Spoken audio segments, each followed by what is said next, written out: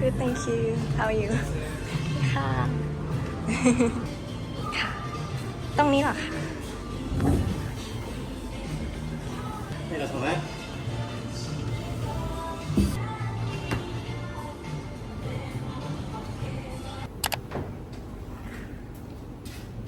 เป็นซุปชิจิมินะครับจะเป็นซุปหอยตลับจากทางญี่ปุ่นนะครับจะเป็นหอยตลับเล็กๆใช้เป็นอาหารคู่กับตัวเปิดคอร์สตัวแรกนะครับ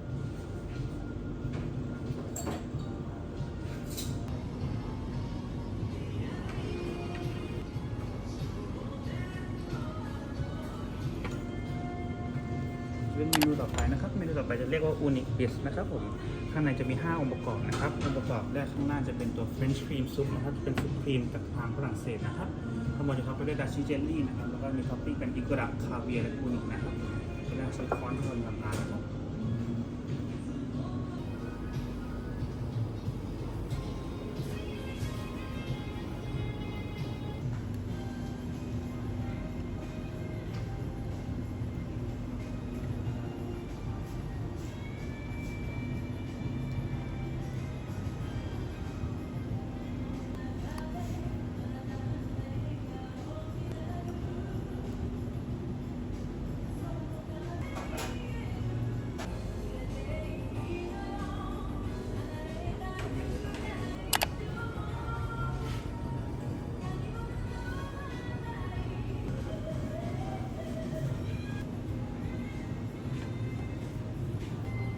เป็นฮัตซุนนะครับจะเป็น seasonal Japanese platter นะครับจะเป็นสำรับคล้ายๆบ้านเราแต่เป็นของทางญี่ปุ่นเขามีทั้งของร้อนและของเย็นนะครับจะเริ่มจากของเย็นกันนะครับผม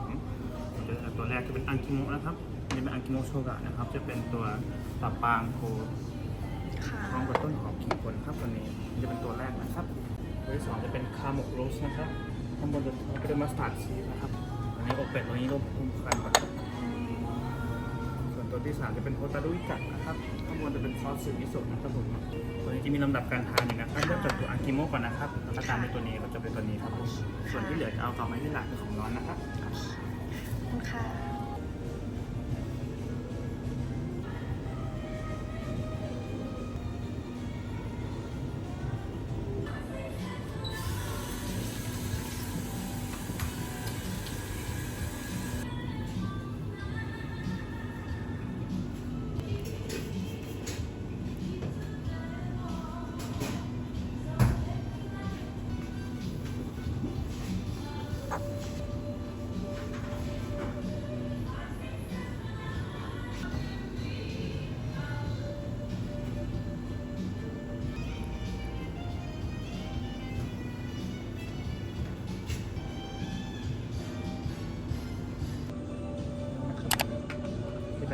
ต่อไปเป็นอุนางิโชวามุชินะครับผมข้างในจะมีภาษาญี่ปุ่นอุนางินะครับแล้วก็จะมีตัวทรัฟเฟิลด้วยนะครับตัวนี้จะมีทรัฟเฟิลแล้วก็ซอสแล้วข้างในจะมีซอสซาบะเกะที่ทำขึ้นมาเองนะครับตัวนี้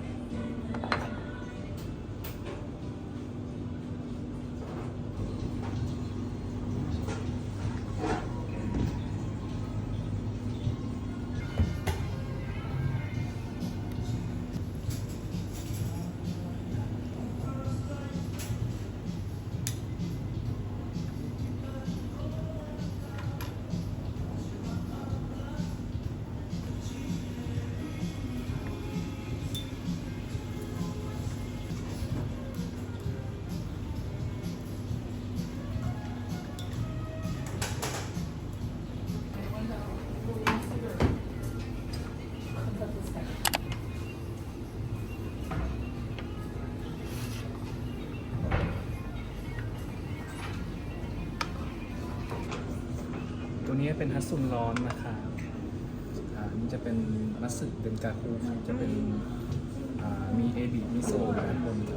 ตัวนี้เป็นคานิคอเก้ครับ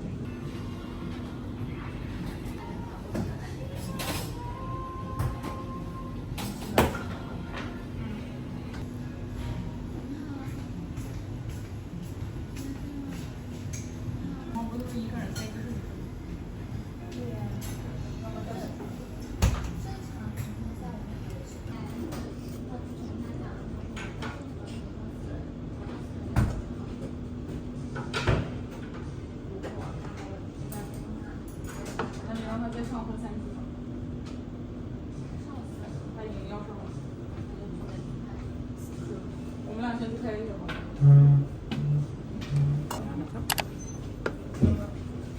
ต่อไปจะเป็น fish cakes นะครับ เป็นปลาทอดนะครับแล้วข้างในจะมีตัวซอสอาโอโนรินะครับ เป็นซอสสาหร่ายข้างบนเขาจะด้วยกลิ่นผลไม้หอมครับระวังร้อน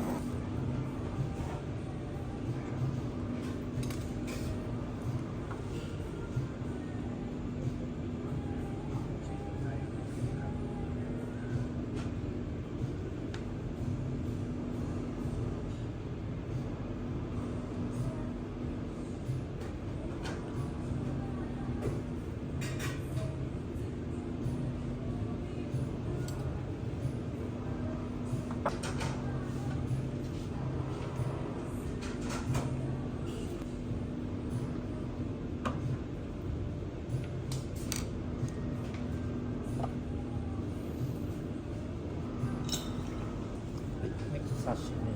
ねซาชิมิノドグロオクトパス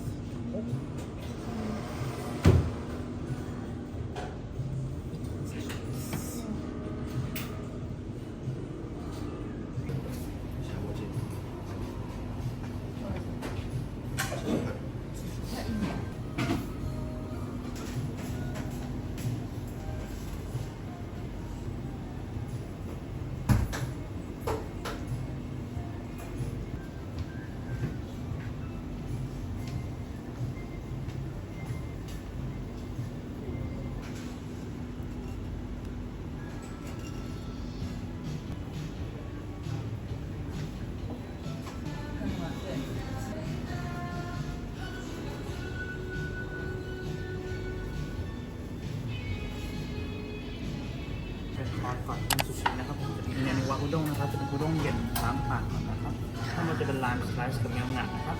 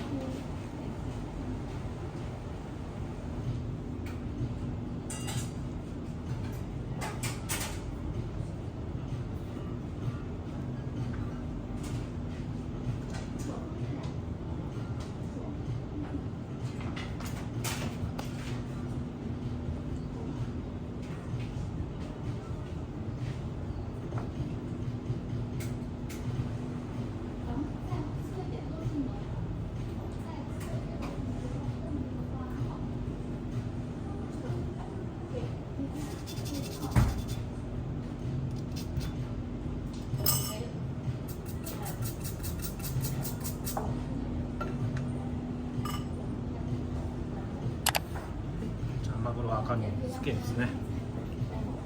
マグロの赤身、ね。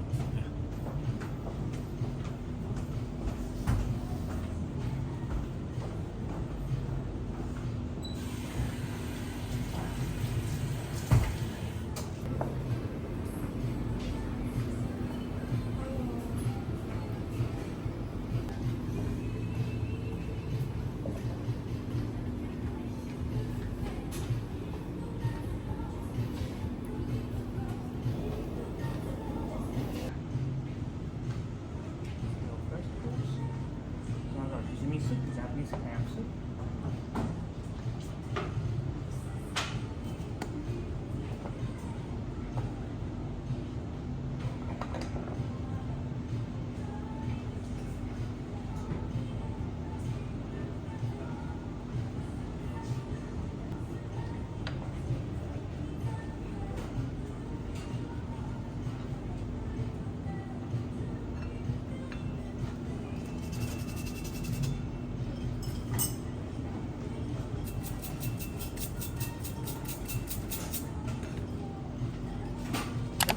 じゃあアオリイカですね。アオリイカです。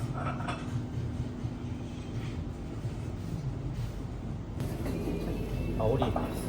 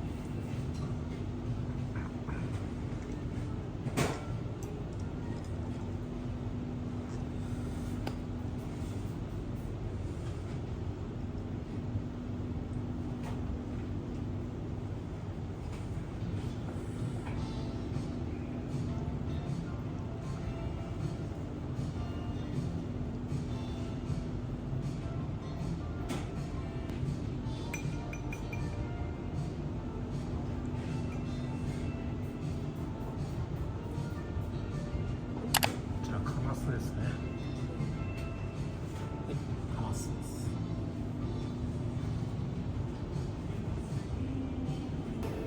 カマスです。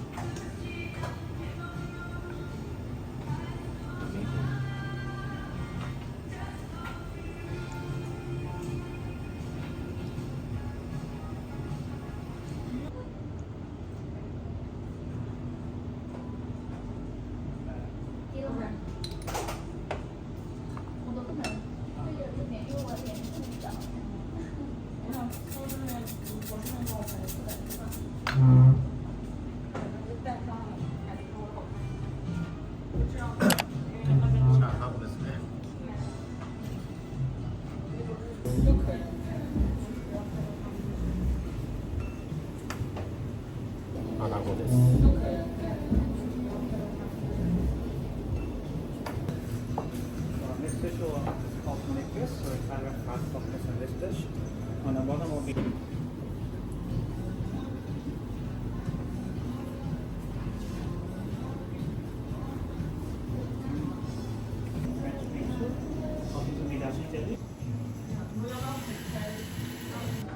ป็นตัวไฮไลท์ของร้านเรานะครับพร้อมนะครับ1 2 3นี่เป็นตัวชูโทรสโมกนะครับตัวนี้ข้างบนจะท็อปไปด้วยคาเวียร์โปรชิโต้นะครับตัวนี้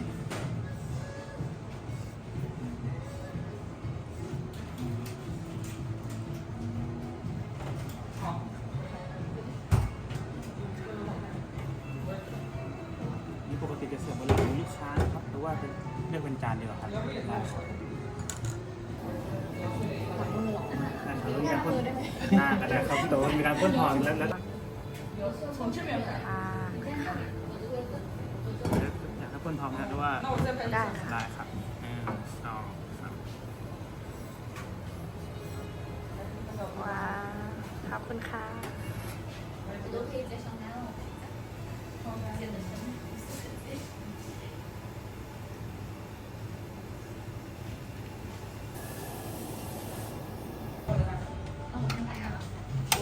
ネクストウィサーベースはすき焼き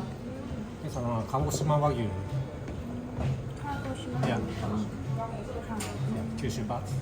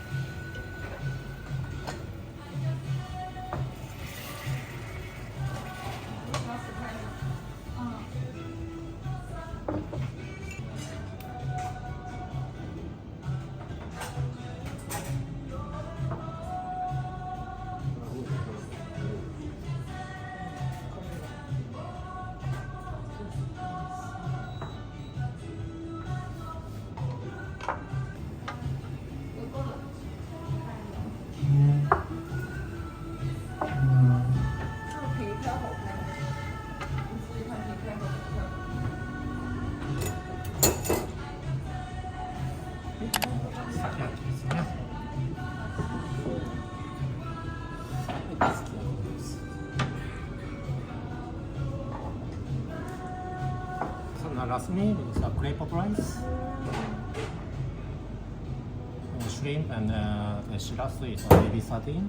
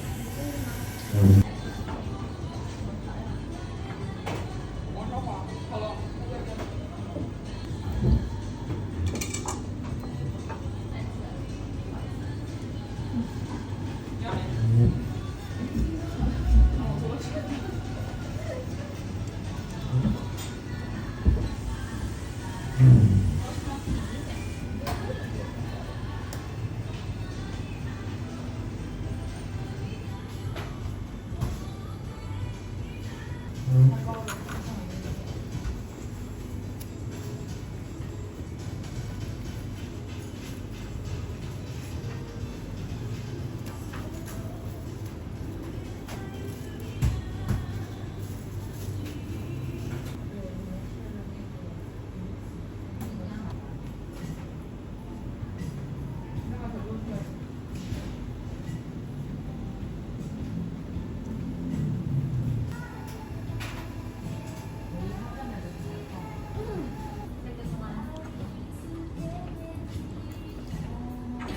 ะ จะมีการเปิดโชว์รอบหนึ่งก่อนนะครับผมตัวตรงกลางจะเป็นตัวยูสุมัชเมลโล่นะครับตัวนี้ ค่ะ ตัวนี้ทางมาติดๆกันมาจะเพิ่ม texture แล้วก็มีความหอมของ caramelization ขึ้นมานะครับ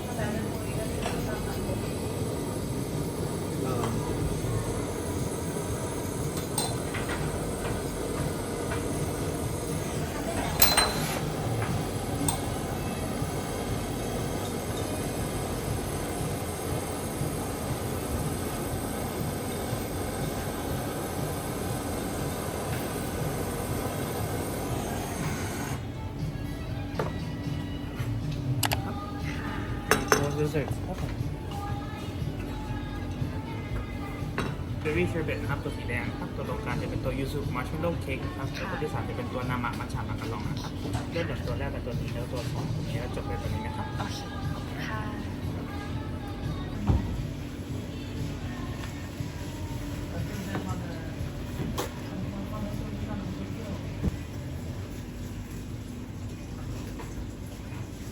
晚上喝点。喝点好睡觉。喝点，我明天早上就起来了。不会，我家我是头晕。你吃两片片再喝。这里没有家酒，杭州这边对，这个地方的这个反正不要喝很多啤酒。晚上喝嘛，11点吧。得差不多其实。 6要洗头。不在。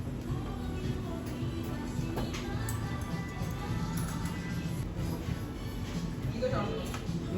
就可以来这个舒服。这个晚上，我发现他不会上来啊。 thank you จุนซัง 啊，Thank you so much。 thank you ค่ะ ขอบคุณนะคะค่ะบ๊ายบายค่ะ ขอบคุณมากค่ะ ขอบคุณค่ะ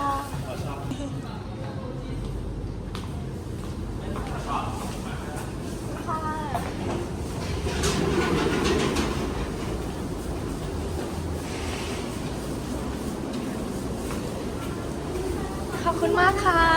ค่ะ ขอบคุณค่ะ